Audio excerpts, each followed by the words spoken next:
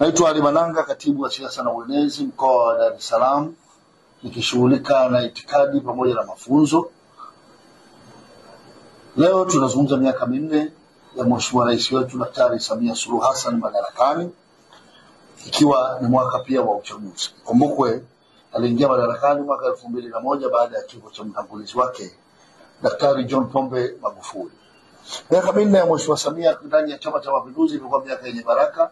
Uwekezaji mkubwa aliofanya ndani ya Chama cha Mapinduzi kupitia mafunzo, lakini ununuzi wa vifaa, lakini na uboreshaji wa katiba ya Chama cha Mapinduzi ni mambo ambayo yatamkumbuka kama mwenyekiti wa Chama cha Mapinduzi ambaye amepokea jukumu hilo kutoka kwa mwenyekiti aliyepita Mheshimiwa John Pombe Magufuli.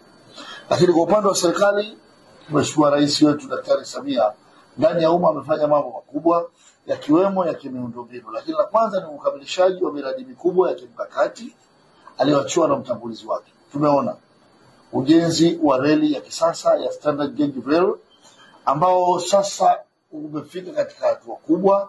Tayari treni ya mwendokasi imekushaanza katika mikoa ya Dar es Salaam, Morogoro na Dodoma. Treni hii inaendelea ujenzi unaendelea Makutupora, Tabora, utaendelea mbele mpaka utakapofika kule maeneo ya mwanzo ya demokrasia ya Kongo, lakini na kipande kingine kitakachoelekea katika Jamhuri ya Watu wa Burundi.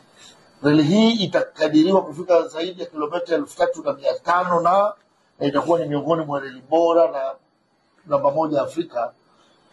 Katika dunia itakuwa ni reli namba 5 duniani kwa urefu na ubora.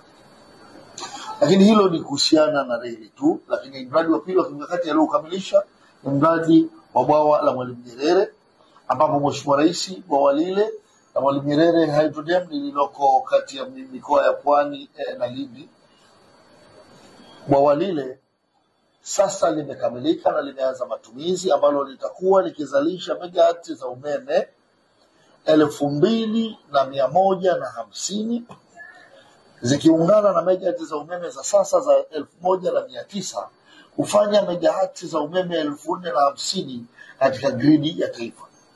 Swala la mapungufu ya umeme ndani ya mkoa wetu wa Dar es Salaam na nchi ya Tanzania litakuwa ni hadithi iliyosahaulika.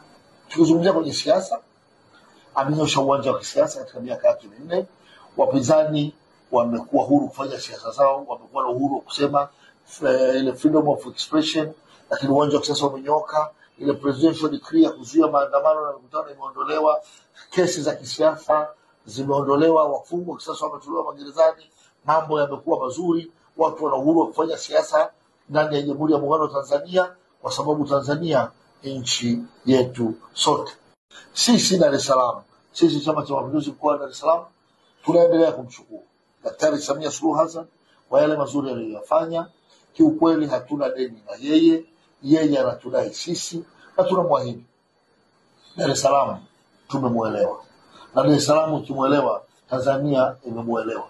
Tunamwahidi tu katika uchaguzi unaokuja sio tutampa kura, bali tutakwenda kumheshimisha akiwa rais wa kwanza kupata wingi mkubwa wa kura, kwa sababu kazi alizozifanya zinamnadi, zinambeba. Watanzania wanamjua kupitia kazi alizozifanya. 25 na Daktari Samia Dar es Salaam.